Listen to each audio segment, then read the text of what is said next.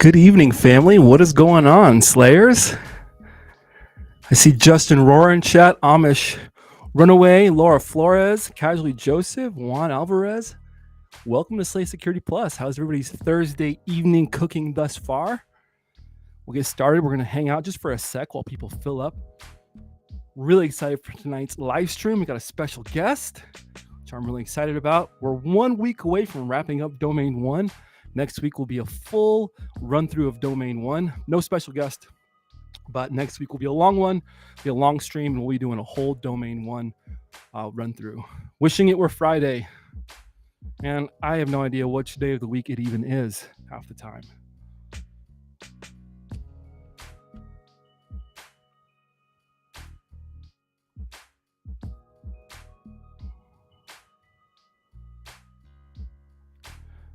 Hope everybody's doing good out there. How many weeks do we spent on Domain 1? Oh, roughly 3, Amish Runaway asks. Roughly 3 weeks, I believe. I know I did 2 or 3, and I think Cyber Hamburglar did 2. And then I will do all of Domain 1. Next week, we'll do a full run through of Domain 1, making sure we get all those topics covered and everything that is in the exam objectives. Curtis asks, is there a Discord? There is a Discord. I think Jay Gold might be able to drop some links. He's kind of grimacing, so we'll see what happens. How many domains are there? There are 5 domains. Josh Mason.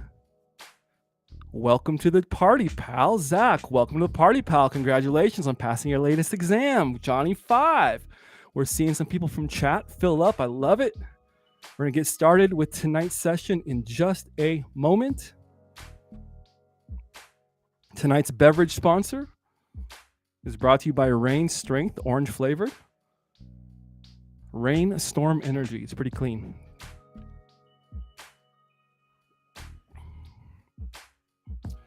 Okay, well, time is precious, so let's go ahead and get started. Welcome, good evening, good morning, or afternoon, whenever and wherever you are. Welcome to Slay Security Plus. I am the Cosmic Cowboy, your humble host, Jesse J, and we are broadcasting live from a nondescript home studio in the high desert here in Western Colorado. And really, whether you are live, whether you're on Team Replay, or whether you're just stumbling upon this on LinkedIn and you're now watching us, thank you for spending your hard-earned time with us. Like I said, time is that resource that you cannot give back. And so thank you for spending that time. Over the next hour or so, me, you, Josh Mason, Zach, Casually Joseph, Kerwin Arthurs, Amish Runaway, Johnny 5, Zach Choate, and many others are going to be 100%. We are going to be building community, gaining InfoSec certification insight. And really what you came here to do was prepare for the CompTIA Security Plus SYO-701 certification exam. I'm proud to let you know that tonight's Slay Security Plus tonight's Slay Security session is brought to you by the kind folks at Simply Cyber. So whether it is you're breaking in, building up, or looking to expand your professional network, make sure you check out the folks over at Simply Cyber. SimplyCyber.io is backed by over 20 years of industry experience, 16,000 students, and then over 100,000 subscribers. And Simply Cyber is headed up by Dr. Jerry Ozier. If you have a question about cybersecurity, there's a video for that. You want to build mentorship? Show up every single morning, 8 a.m. Eastern Standard Time, 6 a.m. Mountain Time for the daily cyber threat brief, going over the top stories, slicing and dicing those. GRC Masterclass. So like I said, whether you're trying to build up, break in, or completely expand your network, check out the folks at simplycyber.io.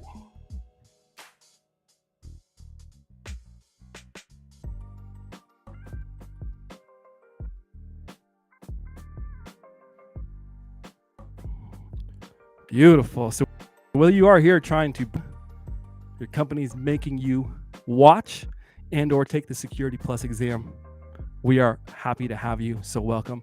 Let's get started.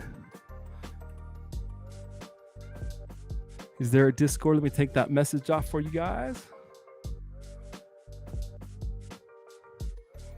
If this is your first time here, welcome. What is Slay Security Plus? Our values, we believe in an inclusive zero to hero atmosphere. So whether this is your very first day breaking into cybersecurity or you've been here a minute, we hope that you can find and take something of value that helps you, whether it's prepare for a job interview, that Security Plus certification, or something else in your career. We hope that you can take something from it. So whether you've been in the industry for a long time or it's day one, you are welcome here. Come as you are. It is freely available. The Thursday night and the Monday streams, all the content you see here is free and always will be free. And we may launch into some pay what you can for some actual courses with labs and practice tests. It's going to blow everything in the industry completely out of the water. Mark my words, I'm coming for you all. We do a no BS style approach. This is industry tested study methods. We don't mess around with, I think this is going to work. This is stuff that gets people passing. You got to do the work. As Josh Mason says, you have to do the work. I can show up on Thursdays, I can put together a course, we can gain sponsorship, and we can get momentum. But if you, the Slay Security Plus family, isn't doing the work, then what good is it for you? And we believe that things here at Slay Security Plus should be actionable, meaning that if you were just getting that SYO-701 exam objectives, that you can show up at 5 o'clock or 7 o'clock Eastern Standard Time, and you can start studying for the exam with real deal, real up and real deal Holyfield questions and answers. Laura Flores says she is here on her own free will, or Laura Flores. And then we are community driven. We are we greater than me. I am just the guy that is piloting this ship. I was brought in the cybersecurity industry about a year ago. It was February of last year. Around the third week of February, I stumbled into simplycyber.io. I just absolutely was taken back by the community. And from there, it was like TCM, Black Hills Information Security, and Haiku. And once I found those 4 companies or so, I realized, hey, this is what it's all about. It's a we greater than me community. Let's get started, folks. What you came to do. Let's rock and roll. I'm going to close out these show notes. Let me see if there's any housekeeping. I don't have anything. We got our first official sponsor with Simply Cyber. We will be looking to get more. We also have our exam sponsor, which we'll talk about at the exam part of tonight's session. Yep, I'm good on show notes.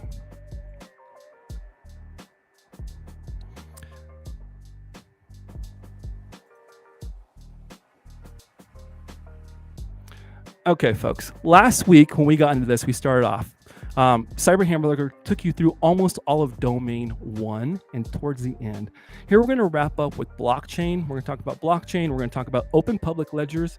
Then we're going to talk about some certificate authorities and some other things related to PKI to round out domain 1. What is blockchain? You hear it used all the time. There are a few things I want you to take home with you. A blockchain, really, more than anything, it's a distributed public ledger or a collection of records, okay? And this underpins the integrity of blockchain, the part that it's a distributed public ledger, okay? It's linked with each other. Oh, also, I want to put together almost a cuss bucket for every time I say okay or some filler word. We're gonna do a contest.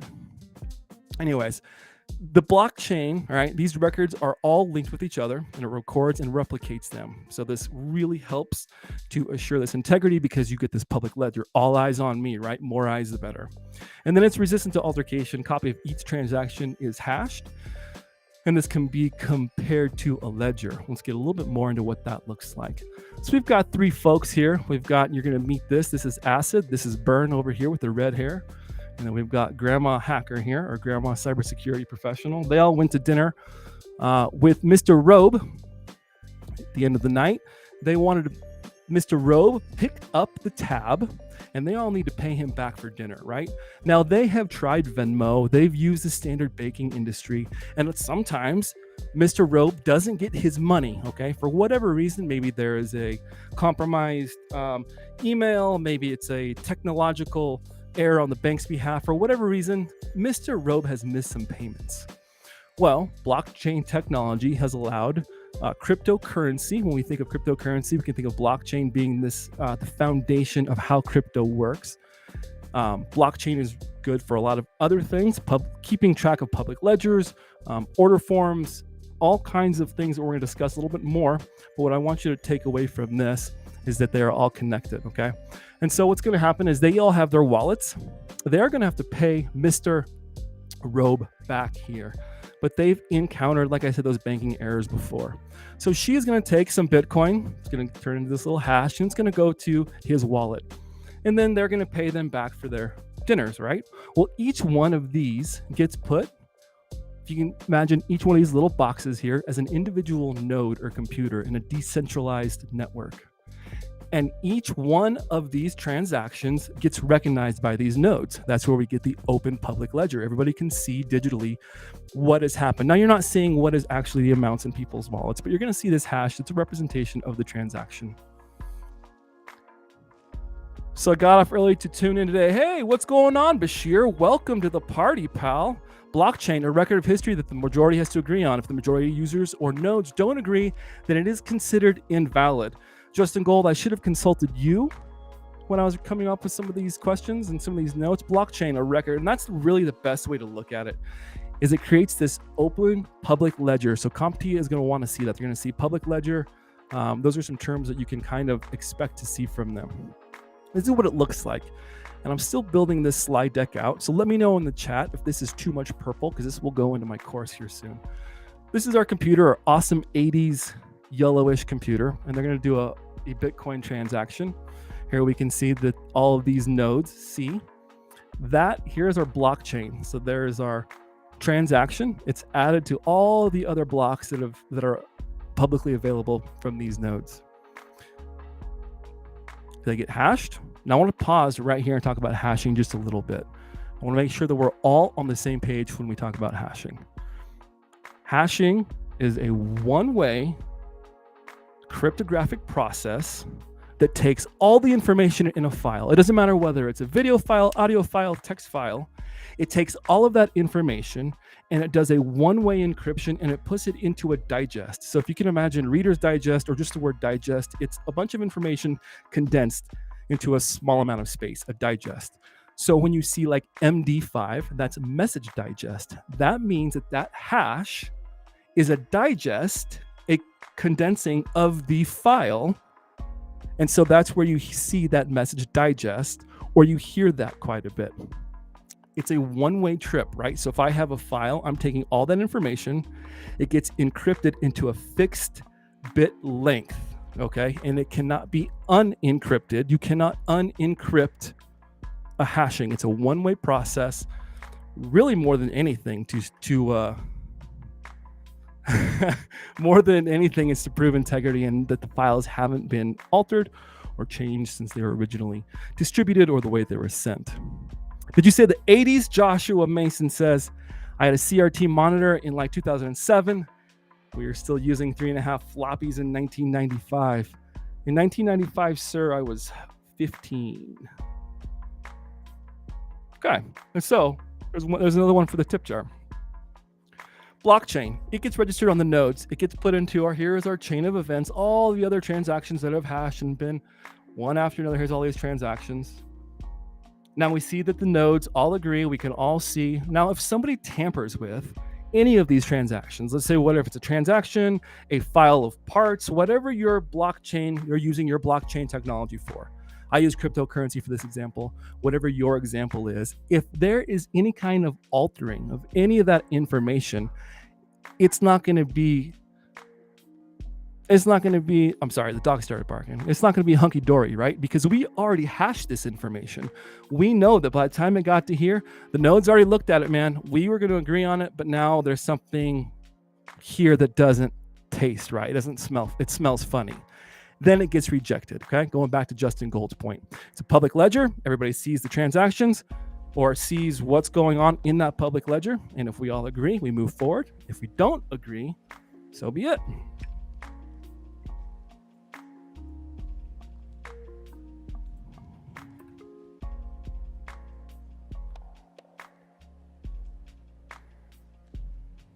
Let's continue on. We talked a bit about this in our previous live streams. A digital certificate really is no more than a combination of a public key with a digital signature. Okay, this has a lot of information about the key holder, whoever has this digital public key certificate or digital certificate. It's going to say, and this is just a Googled, image search, but this is maybe what a digital we can picture in our heads. It tells the algorithm. We see this MD5, right? So we know that we just talked about MD5. And I want to stop for a second because as we study for Security Plus, or really anything in our industry, I like to think of the spider web or the tree, the roots, the tree. As you study, because cybersecurity, IT, all of this builds on each other so much. I think it's really important that you don't just study the concepts to learn them and to pass a test, but you really make these part of your psyche so that you can understand how the world of cyber and IT work together. And that when you're studying, you see MD5, Message Digest 5. I wonder why they call it Message Digest 5. I don't know. I just know it's MD5. If you can break down the digest of a message, it's a fixed length, that might help you in a test. You might go, oh yeah, digest. It's a message digest. It takes everything and puts it into this message digest, and it can't be unencrypted. That's right. Hashes are the ones that are a one-way trip. Answer C, CompTIA. Okay, so I really want us to start spider webbing. Every time we're talking about a concept, start thinking about the concepts that are before it and the concepts that are after it. It really helps to ingrain and build upon those previous concepts.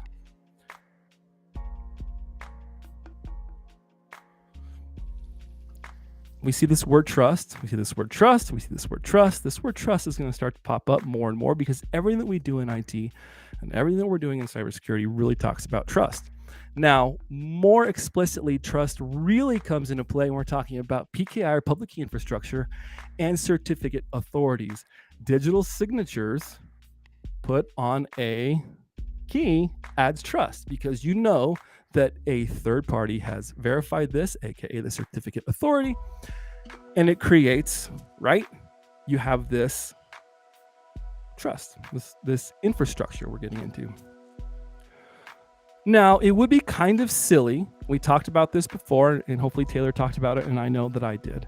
We talked about certificate authorities. Now, all a certificate authority is, it's a server that is ran by people in their job and by bots at this point, I'm sure. But their job at the end of the day is to take certificate requests, which we're going to get into, and they verify that, in fact, Jesse's flowerpots.com website is, in fact, owned by Jesse. It is a secure website.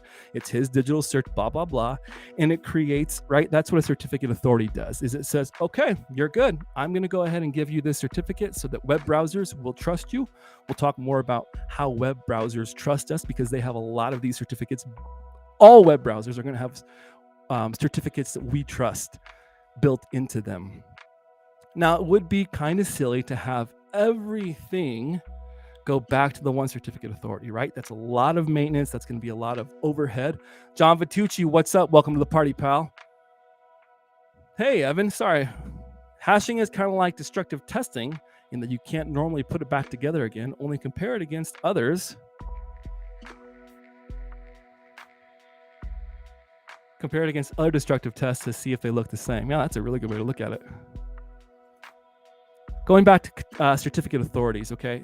It doesn't make sense. And just logistically, it's a lot of work to have a bunch of one certificate authority in charge of all these certificates. And so what we can start to look at is what's called the web of trust, right? If I trust John Vitucci and John Vitucci trusts Amish Runaway, then I trust Amish Runaway. Same thing applies to our web browser, this web of trust. If my web browser goes to a website and that website says, hey, this third-party certificate authority, they trust me. Well, if the third certificate authority trusts this website, well, then I can trust that third-party certificate authority, that web of trust, right? If I can trust my friends, then I can trust my friend. That's when we talk about the web of trust. That is what I am referring to. Root of trust. This is really important. Root of trust comes in a couple different ways. We're going to see in Security Plus. It is a foundation of IT security. It defines how users differentiate certificate authorities from one another. Defines how users and different certificate authorities trust one another. How do you know that you can trust a website? I mean, how do you know? It's like God created the universe. If you believe in the Bible story, right? Well, then who created God? Same thing. The certificate authority may trust flowerpots.com, but how the hell, sorry, Kennedy, how the hell am I supposed to trust the certificate authority? Well, we get trust from the unknown by an inherently trusted component, okay? That's how Professor Messer worded it, is an inherently trusted component, whether that's hardware, software, firmware, HSM or hardware security module, or a certificate authority. And so we know, right, let's just say HSM, a hardware security module, we know that it is inherently trusted, and so that the information from that can be trusted. CompTIA really wants us to understand, when we're talking root of trust, and from the reading that I've been doing some deep dives in, is they're talking more about certificate authorities, right? That root of trust, you have your root certificate, and then you're going to have intermediate certificates, but they all go back to that root of trust. Again, if I can trust my friend's friend, then maybe I can trust my friend. Here's our certificate authorities. This is like, if you want to, we're going to start to think, we're going to start to transition as we talk about certificate authorities, and then we're going to get into OSCP stapling here at the end of, or I'm starting next Thursday. We want to start looking at certificate authorities like bouncers. We want to start thinking about everything that we do as like requests. We want to get into the bouncer. We want to get into the club. And the bouncer is who tells us, yes, you can get in, or no, you cannot. See this guy, he wants to get in, but he hasn't even filled out his certificate signing request yet. So he's got to wait a minute. Amish Runaway, that's a great question. HSM means hardware security module. They can look anything like server size. Give them a Google. It's worth the Google.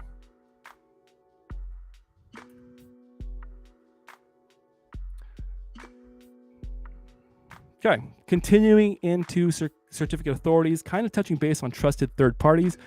If you can see here in my, this is from my web browser. Let me take myself out. Let's see here.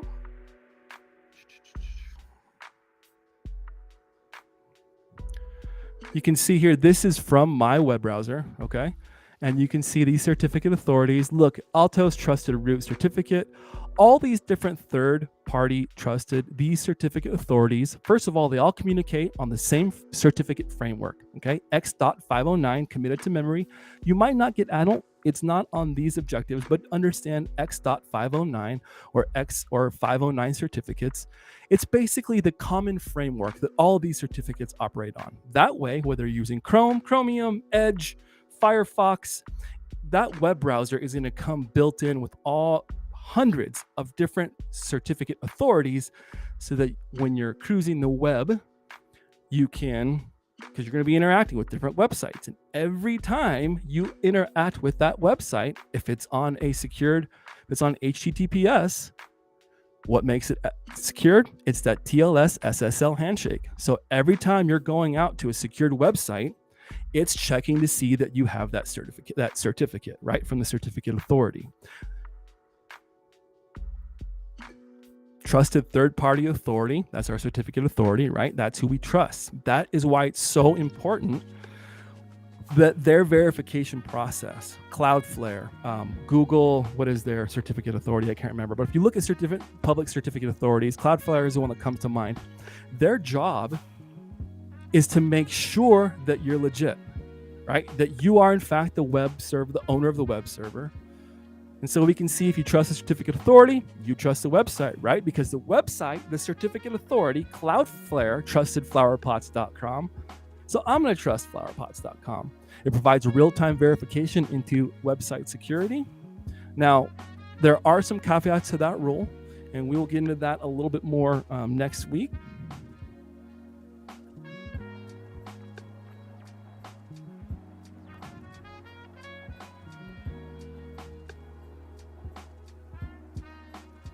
Are we looking at third-party certificate authorities? The certificate authority is responsible for verifying the request. This is built into your browsers. They will confirm that certificate owner. You can purchase your website certificates. If you want to throw that into a Google, you can look at purchasing an SSL certificate. And really, you're not purchasing that certificate. What you're really purchasing is the time and the effort that gets involved in that validation process of making sure that all the things are hunky-dory, up and up. Let's go. How does this all happen? What is the process? I've got a website, jessiesflowerpots.com, right? And I want to get that digitally signed certificate so that people can go to my website and stop getting that warning every time. Well, it's quite straightforward. The applicant takes their private key and the applicant's public key. They combine that with the applicant's identifying information. This can look like what the algorithms are like that are used, the domain DNS, the records of your website, right? That is sent. This is all put in what's called a CSR, or certificate signing request. That is then sent to the certificate authority. Now, the certificate authority puts on their detective glasses. They do the work, and they double check that DNS, domain name service, and that who owns this web server owns it. The certificate authority then, right, they've got this CSR, the certificate signing request, and they take it and they sign. Here, let me see if I can take myself out.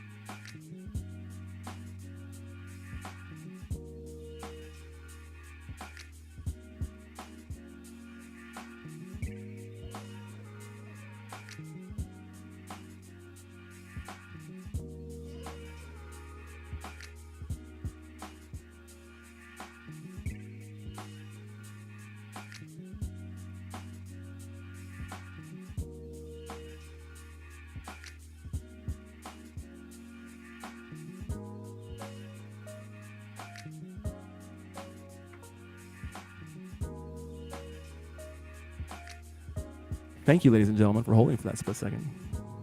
The pilot was tending to some matters in the airplane. Thank you, Justin. I appreciate you. So PKI, yeah, I hear the music just the speaker. That was my fault. I almost ran away. Fat fingers.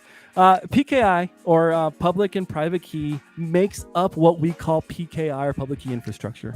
When you are operating on the internet, you may not know it, but you have a public key and a private key, or you can use different software and it generates these keys. Let me see if I can show you.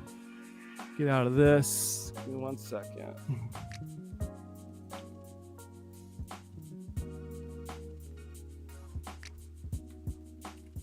My computer moves just a tad bit slow, so thank you for being patient while we rock and roll through that. Okay, we're back here at Simply Cyber, right? Back here at this website. You click this lock. Any of us can do that. Here we go. We're going to see our connection is secure. This is a real world way for you to check your own certificate authorities.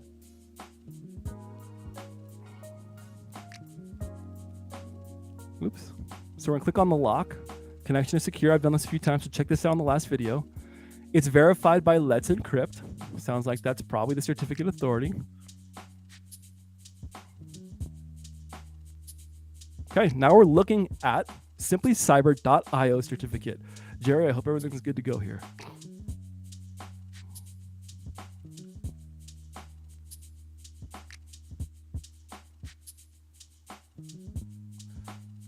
Looking for our public keys. 1 second. Here we go. See where it says public key right here?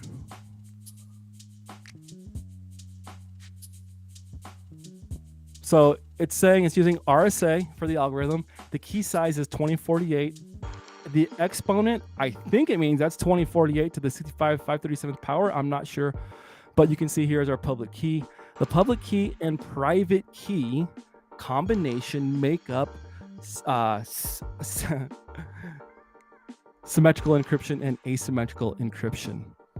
We're going to keep running with this Amish runaway, but check out last week's video and the one before that, and then also make sure you tune in next week because we're going to continue and we're going to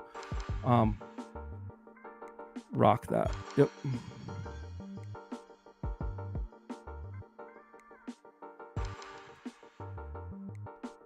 There you go. Does that help? All right, so that's kind of how we can, now we're looking at that key. We're looking at that information for simplycyber.io. They've gone through the work. Jerry went through and he talked to a certificate authority and they gave them, this is that certificate that is in the web browser. Now let's see if this, we can do this. Go to settings. Okay.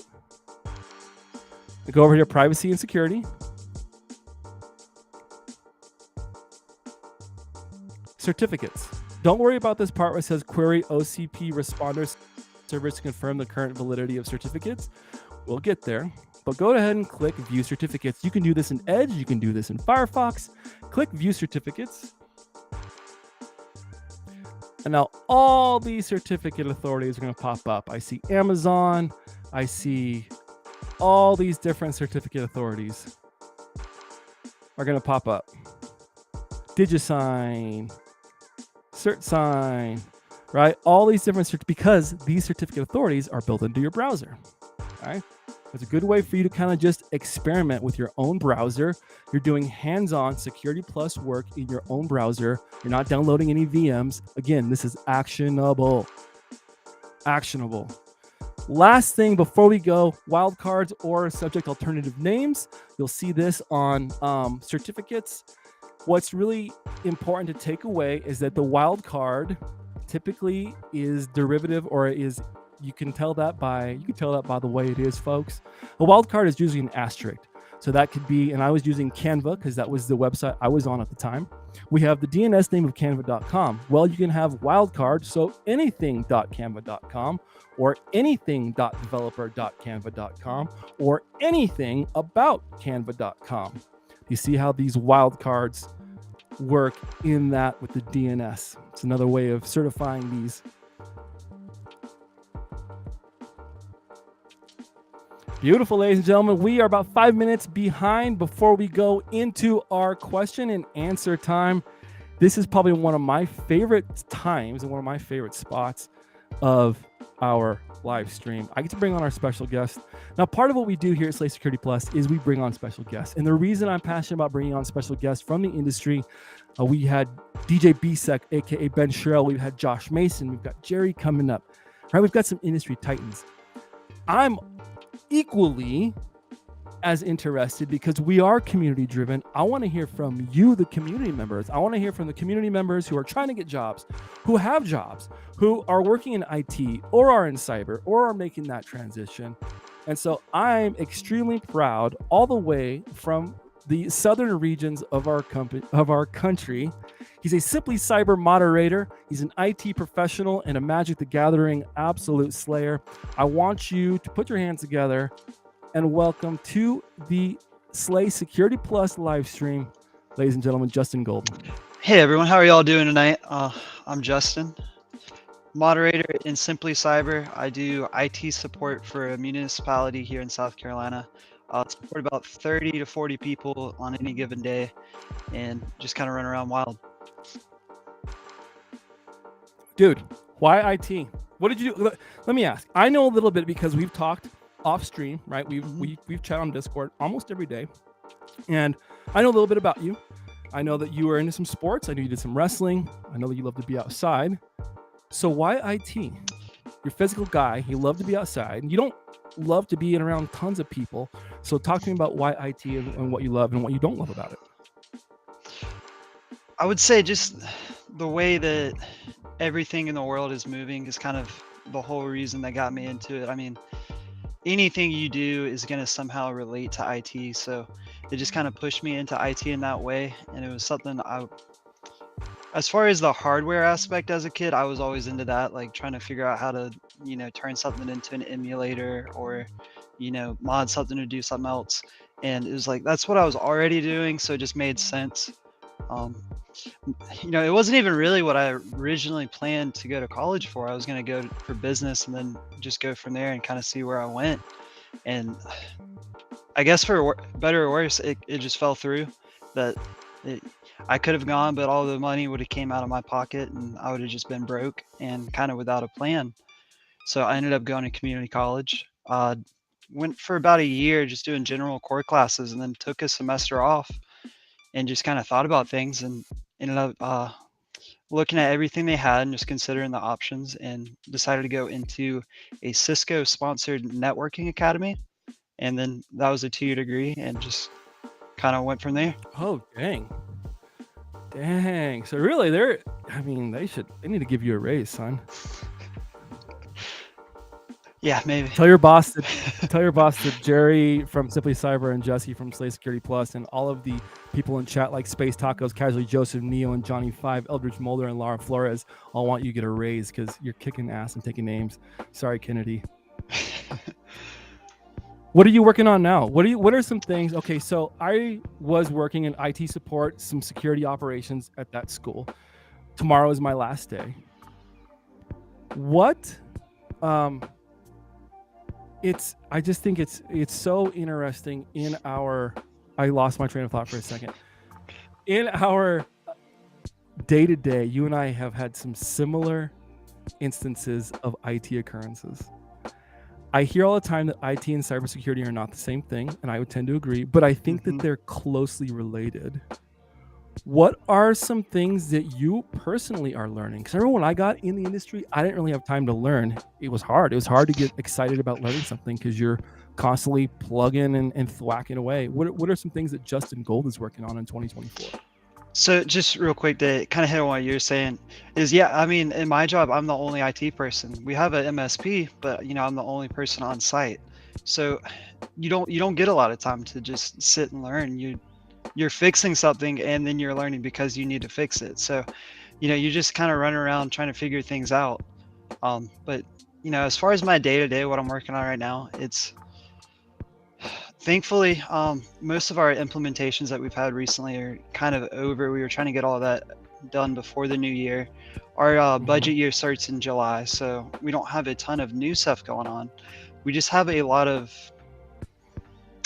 like workflows that are in paper getting turned digital. So there's new platforms being implemented and old platforms are getting switched over, migrated. So I could be helping somebody do data mapping. I could be just trying to troubleshoot a website and get people signed up and logged in, or making a guide for a website for somebody.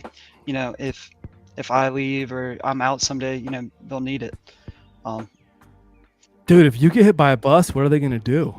Read the guides. Do you document everything that you do so that if somebody that gets hired after you, or is that something that you guys are working on? I mean, it's always something you're working on. You're going to add new stuff and old stuff's going to stop being relevant. So it's kind of a fine line of figuring out what is too old and needs to be updated, and what's going to be updated soon. So you don't want to go in super depth how to explain it. You just want to be able to point somebody in the right direction a lot of the time. Sure. Let's talk about patching for a second. The realities of, I remember a year when I was just dabbling in cyber and I was learning about all of these like cyber breaches, and I'm like, like the soundbite says, you gotta patch it, because it's like, I'm like, why don't they just patch it? Why don't they just buy new gear? They're a big company. They have all this legacy crap. Why don't they just get brand new Aruba and Cisco switches? Tell me, and the Slay Security Plus, the people that are just getting here, or maybe that have been in the industry, why is that like that change management of just patching everything, or buying all new servers, or like making the CEO not bring his Apple to work, his Mac to work? Those are real things. Can you talk about like just how that is in what you've seen? So for example, since the new year, we had one of our OT servers pull a Windows update at 2 o'clock in the morning, and that went down. And somebody had to come on site and try to figure out what was going on, who didn't have a clue. And so now we're going through making sure, testing that any updates are not going to be pulled automatically. We don't, it shouldn't have in the first place, but it did. So things change, and you need to stay on top of issues like that. And if things patch unregularly and unexpectedly, it can make a lot of people freak out and just get a lot of drama in a situation where it would otherwise not be there. Well, and it breaks things sometimes. Unfortunately, and I think casually, Joseph, I think you might agree, and I know Jerry would agree, and I think Justin, you would too, Josh, if you're still in chat, is that what we do is vulnerability management. Like, you can't patch everything, so you can only take care of, those top level reds, man. Take care of what's in the red and fix everything as you work through that. No, exactly. And if something's going to go down, it's very rare there's a optimal time where everything just lines up perfectly. So you're doing mitigation as far as figuring out who's going to be the least impacted, and what are workarounds for while things are down, just how things are going to move forward, and what happens if something goes wrong while you're in the middle of it. So yeah, do you have a team? Like, do you have people that work for you? Do you delegate tasks, or do you? To the MSP. Wow. So are you kind of like a junior phantom CISO then? I would be hesitant to say that. More of a junior director, but okay, cool. Definitely some overlap, but I wouldn't say to that degree. Let's what would you tell somebody who's just showed up to Simply Cyber this morning for the threat brief? Maybe they went to the stream today, and now they're here at Slay Security Plus, and they're like, man, this is a lot. I don't know if this industry is for me. What would you tell somebody that is just getting into cyber? And I haven't asked you this question ahead of time, so please don't say run as fast as you can, because that is not what I'm expecting to hear. But what would you tell somebody who's just getting in the industry? As far as advice, I'd probably tell them, it's going to be a slow burn at first for a while. You got to find something that you do have a passion for and kind of go in that direction until you're lost, and then just slowly piece it together, because there's too many parts to have the whole image together. And I've told a lot of people this kind of analogy is, think of a puzzle. If you put a puzzle together, you start with the edges and then you build your way in. You don't have a clue what it's going to look like until you're about halfway done anyways. Dude, that is so key, because as I look back, I really see where the areas of IT and cyber that truly interest me. Whereas a year ago, I just wanted to do cybersecurity. You know what I mean? Like, you just want to be in. Everything is cool. Red team is, and it is cool. It's all, I love it all. But after a year, and you kind of start to get exactly like, it's a great analogy. I started to get the border of my puzzle put together last year and now this year. And now I'm starting to be like, okay, I really love coding. I really love pen testing and hacking, but I also love like web development and teaching. So I already can feel myself going into a path. And I think that we get in the industry and you feel this rush to just like do all the things, soak it all in. Yep, exactly. Do all the boxes, all the hack the boxes, all the GRCs, all the Haxor, like all the lead, like you just want to do all of it. And I don't know, it takes time, man. The people that are in this industry, like the Neil Bridges and the Tylers and the Heaths and the people, the Mitnits who do this for a long time, you're constantly just chasing that. You're constantly learning and figuring it out and filling in those puzzle pieces.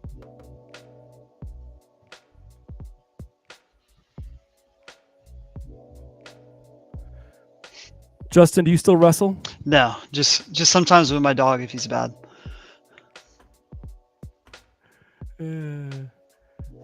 Cool, man. Are you gonna hang out with us for some questions? Yeah, if that's what you want to do.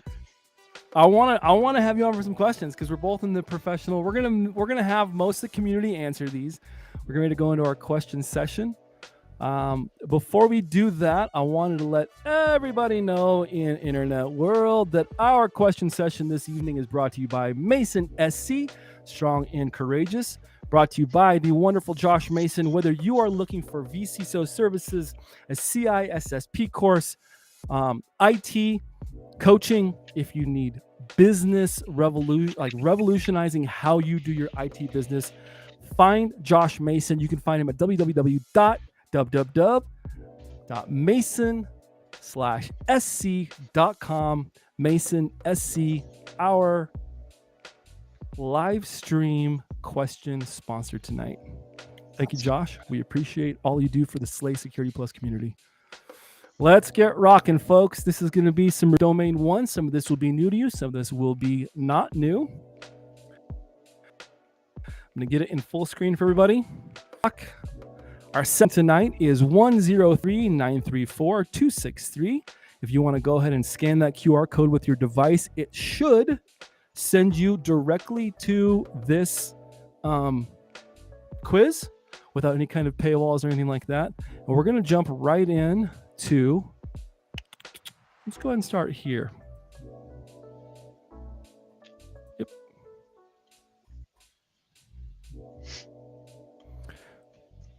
And while we answer this first question, I've got a few things to throw up from chat. I'm going to go through chat and catch up.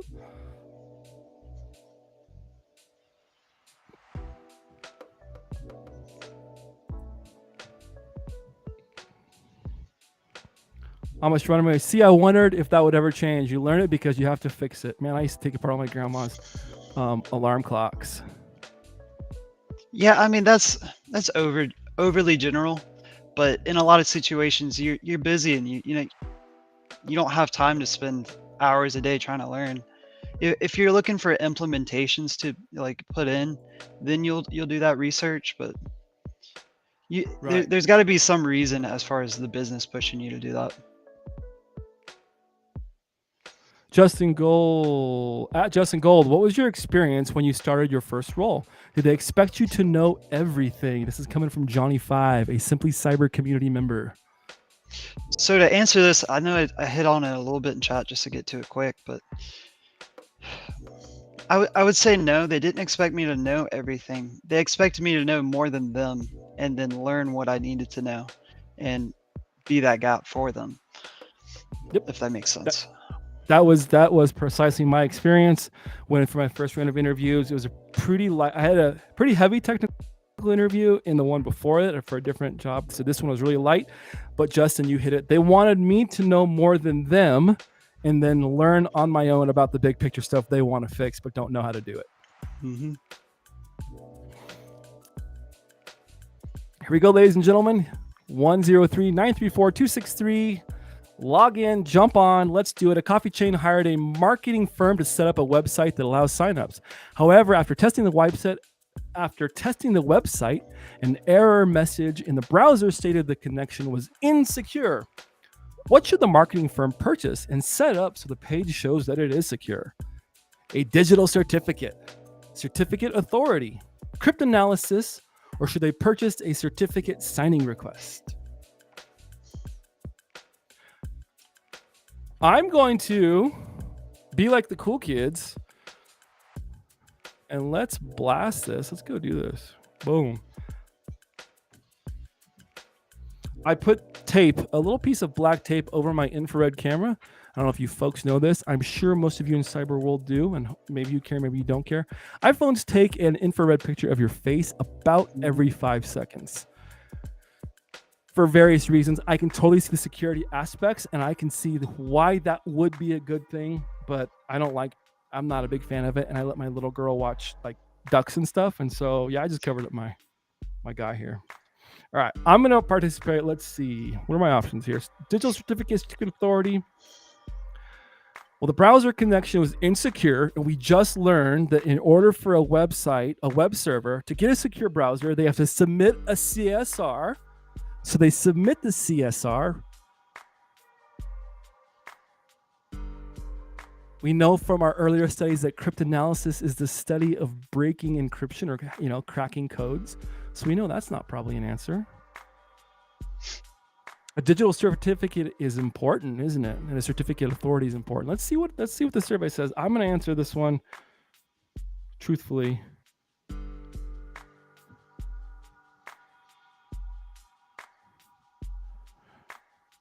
Survey says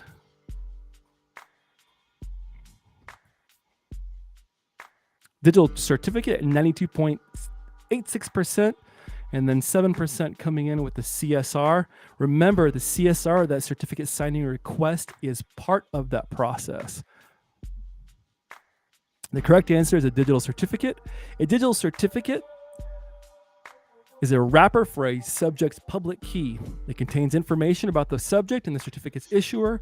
The certificate is digitally signed and to prove it came from a particular certificate authority. Remember, we had that conversation. We talked about that in the earlier lesson. You take the public key, the private key, combine it with your identifying information. You ship that off to the certificate authority, digital signature on that, and sends it back to you. And it says, there you go. You're a real web browser now.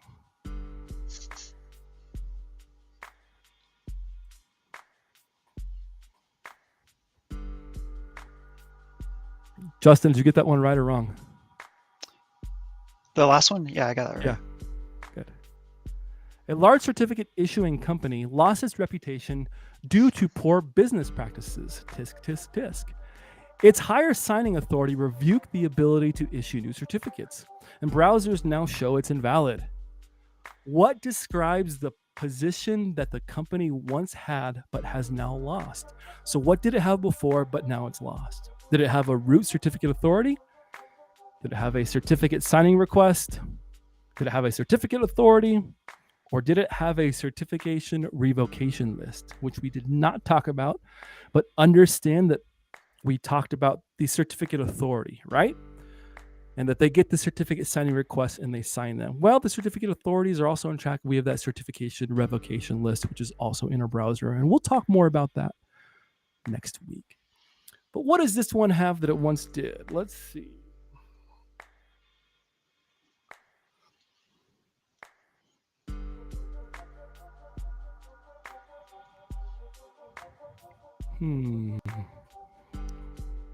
Well, if it had a certification revocation list, but now it has now lost it, then it would be a certificate that's good to go, right? Because that's the opposite.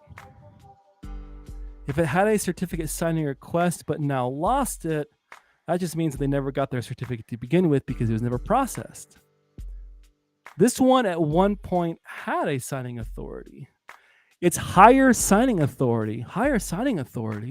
That sounds a lot like a web of trust. So almost like a root CA and then hierarchical CAs underneath it. I don't know. That's tough.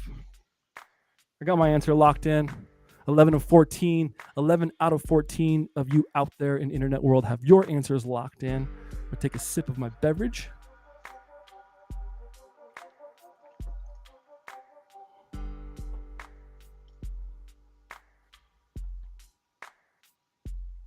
All right, everyone's voted. Survey says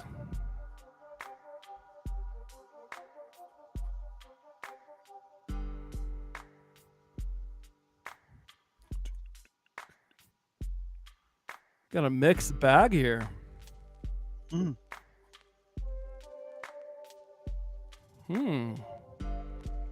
I love these ones.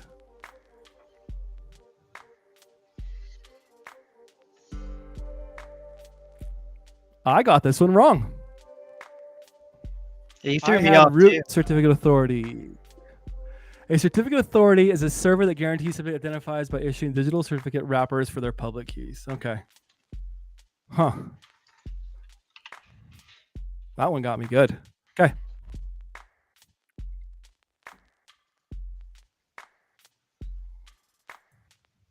Wow. I did not do that.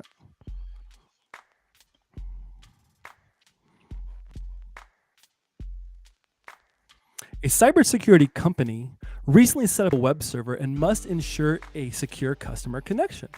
How does it set up a digital certificate on its web server? Oh, we got to reopen that one. Sorry, folks. Same question. A cybersecurity company recently set up a web server and must ensure Is your customer connection that is secure? How does it set up a digital certificate on its web server with a CA, a CSR, or a certificate signing request? Does it set it up with a CRL or a certificate revocation list? Or does it set it up with a PKI or public key infrastructure?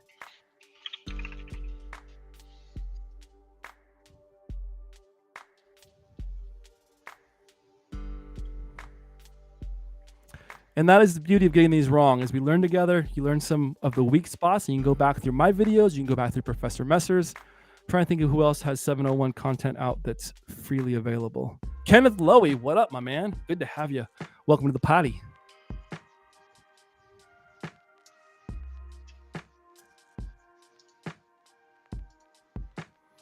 Now, this is asking a process. Let's take a minute to talk about some Security Plus type questions and some strategy. This question is asking us, how does it set up a digital certificate on its web server? But more importantly, it's asking us a process, right? PKI defines an entire set of processes, infrastructures, people, technologies. So that's pretty broad. Certificate revocation list. That's a list of certificates that are no longer good to go. We have certificate authority, which is a server, right? That's that entity. And we have CSR, which is a certificate signing request. That of all of these, that is the only one that has a process. So even if you're not sure, maybe you've forgotten just a couple. Maybe you remember them, but you don't know what the question is asking you. Understand that there's an action word. How does it set up a digital certificate on its web server? It's asking for a process. All of these others are entities or describe something much larger than the scope of this question. But CSR, now that's a process. That's the answer that I'm going to get behind. And if we're wrong, you know what? We're wrong. It's okay. That's how you learn.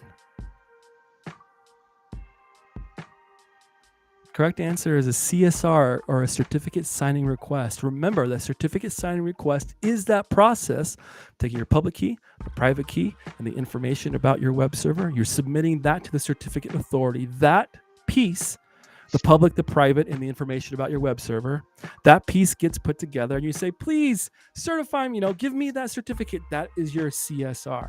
So lock that one in. I'll try to remember that one for next week so we can hammer on that one a little bit better. Justin, how are you doing so far? I got that one right. I blame the last one on you for emphasizing higher, but it's okay. That's fair. I blame myself because after I said, I'm like, yes, that is definitely it. A Hacker Tools developer created a browser based on the Chromium project. The developer must ensure that anyone using the browser is safe from invalid certificates. What service should the developer contract with to ensure that the browser blocks revoked certificates? CRL or certificate revocation list. Remember, to revoke is to cancel, deny. Your license gets revoked, it gets canceled. CA is certificate authority, and CSR is our certificate signing request. And our final choice is PKI or public key infrastructure. A Hacker Tools developer, can you tell that I made up this question? Yes. What service should the developer contract with to ensure the browser? What service? Oh.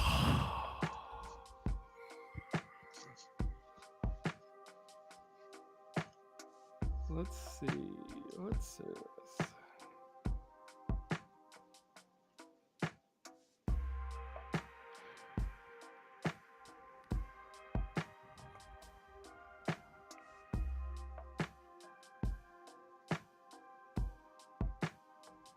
And this will be our second to our last question. While we're wrapping up, I'd like to thank all of you. CRL, Amish Runaway, that stands for Certificate Revocation List.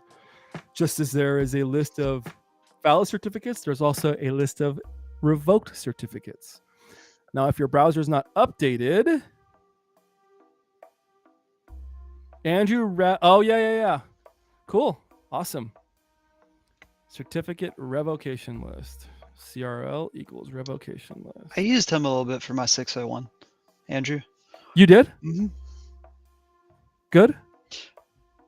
He has a strong accent, which can be a little difficult for some people, but I thought the content and the way it was covered was my preferred way to learn. You did a lot of hands-on. I did a 601 from... Yeah, I like this. He did a 601 and he explained something that was at least incorrect from what I've been taught. And so I'm weird. Do you remember what that was? To give bad information. I need to go back and look. I probably go through my YouTube history because after I watched it, there's no more from back in the day when I was studying. You can see where I was watching, got to that point, stopped the video, and then there's no more.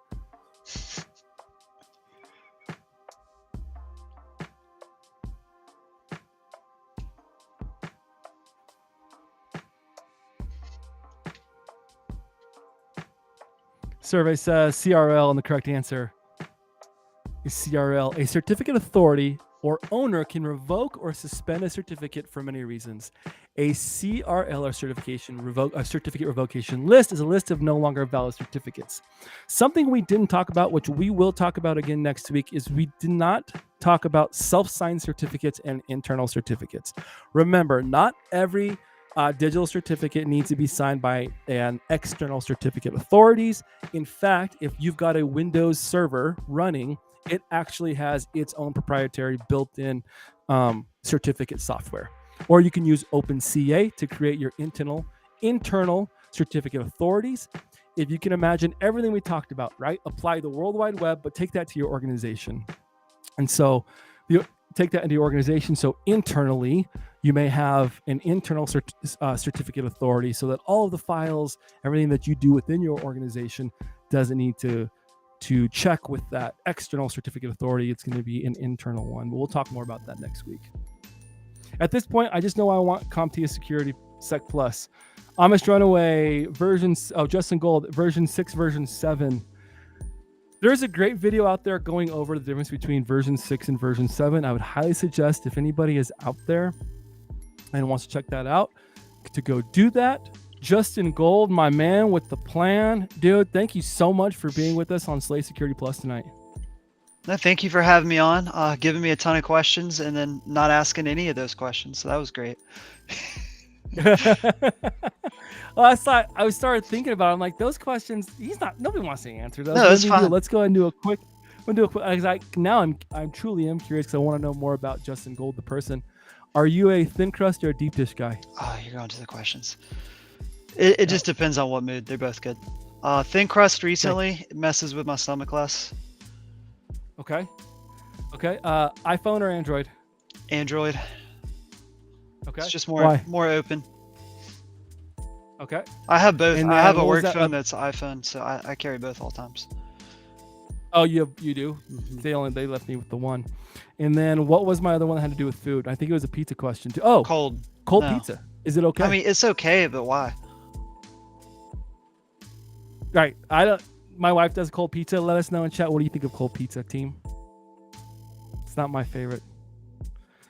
Ladies and gentlemen, I want to thank you so much for being with us on Slay Security Plus. Thank you, Justin Gold.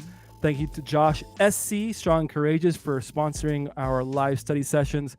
And then to the wonderful Dr. Jerry Osier and the team at Simply Cyber for sponsoring tonight's session of Slay Security Plus. I'm Jesse J. Justin Gold, do you have anything for our audience tonight? I'll catch you next week. He'll catch us next week. And until then, I'll see you tomorrow morning for the Daily Cyber Threat Brief from Justin and Jesse J. We are here live. You are Slay Security Plus. Pineapple goes on pizza. Pineapple does go on pizza. See, now we can just... Is there any study materials to read? I want to catch up. Kerwin authors. Yes, absolutely. Professor Messer. Mm-hmm. Go to Professor Messer right now, professormesser.com. Watch his videos. Go back and watch mine. You're probably going to see some parallels. He does inspire me quite a bit on the videos. I bring a little bit more edge. But Professor Messer, they're absolutely free, by the way. You can find them on YouTube. If you don't have YouTube Premium, you have advertisements. If you watch the videos from professormesser.com, he'll sometimes have a little screen. You just either click the X or click past it. But you don't have any commercials in his videos if you watch them from professormesser.com. The videos are free. He also does have his notes, which I purchased. They're $30. It is part of what we do at Slay Security Plus. With some of the sponsorship funds that I get and some of the sponsors, I actually go out and I pay for. We get CompTIA training materials, Professor Messer, Udemy courses. We literally go out and scour and try and find the best of training materials, condense it into a one-stop shop, single pane of glass. Really want to be your Security Plus headquarters, your study place, your first place you go to, and the last place you leave. It's only going to get better from here. Am I right, Justin Gold? Mm-hmm. Not exactly. Big things coming. All right, team. These are going to get a little bit longer too. Oh, this is important. While I've got 23, almost 30 of you here live in stream, please let me know. Can I do a poll? Let me see.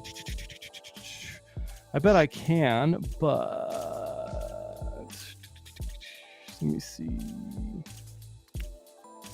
Nope. So I need to switch this to slobs. If I could do a poll, I would. Let me know in chat. We have the opportunity with me. Okay, so tomorrow is my last day at the job, right? The 9 to 5. After that, I will be contract haiku employee building security ranges, which I'm unbelievably excited. Gets to do some web development, some HTML, some basic development, some coding skills, some fun stuff, right? The rest of that, I get to focus really on Slay Security Plus. We've got the opportunity to change the time of Slay Security Plus almost to whenever we want. I love Thursdays. I've created kind of this bond with a lot of you at the 7 o'clock Eastern Standard Time. We do have the opportunity to move Slay Security Plus to 5:30 Eastern Standard Time, and it would be on the heels of whatever Jerry is doing that Thursday. So it would kick kind of like how we will kick from his live stream and go raid Neil. It would basically, he would send you from his live stream to Slay Security Plus at 5:30 p.m. Here's the deal. If that works best for everybody else, but it doesn't work best for this crew right here, we're going to stick to 7 o'clock because you are the class. You are Slay Security Plus right now. Let me know in chat. Find me on LinkedIn if you want to shoot me a Discord, or let Justin Gold know, as he is our benevolent father of Slay Security Plus Discord server. Let us know, what do you like better? Do you like 5:30 Eastern Standard Time, or do you like 7 p.m. Eastern Standard Time? Moving forward, these will go from about an hour to closer to an hour and 20 minutes to give plenty of time for Q&A. And then we're going to have a little bit more, continue to build in more of that professionalism and just tighten things up. So please let me know in chat. It means a ton if you could let us know what works better for you, 5:30 p.m. or 7 p.m. Eastern Standard Time. Johnny 5, Thailand says 7 p.m. works better for me. Justin Gold, I know 7 works. The 7 gives me time to get something to eat first. That's what I get off at 5:30, so that's my only issue. 7 p.m. 7 p.m. And I asked Jerry this exact question in mod chat, actually, and he said, he loves the idea and was totally supportive, which this is how you know Jerry's awesome. He said, it's the community feedback. You got to do what's best for your community. 7, 7, 7, 7. Okay. Beautiful. That kind of answers that, at least for this semester. I can't promise when we get back after break in the summer, when we come back to the fall semester, I like to call them, we may switch times, but Slay Security Plus, there will be no changes. So thank you for letting me know in chat. Heard it you here cool first. with that, Justin? What'd you say? I'm sorry. Yeah. Like you said, it's up to everybody. They're the ones showing up already, so. Yep. And again, truly, and I mean this, and I've said this from day one, I'm not here for the views. I'm not here for the LinkedIn friends. From day didn't get into any of this for any of that. I'm not an influencer. I genuinely love cybersecurity. I love teaching, and I feel like that at any place during our journey, if I have the means to help somebody, why not? Because so many people truly helped me on my way into this industry.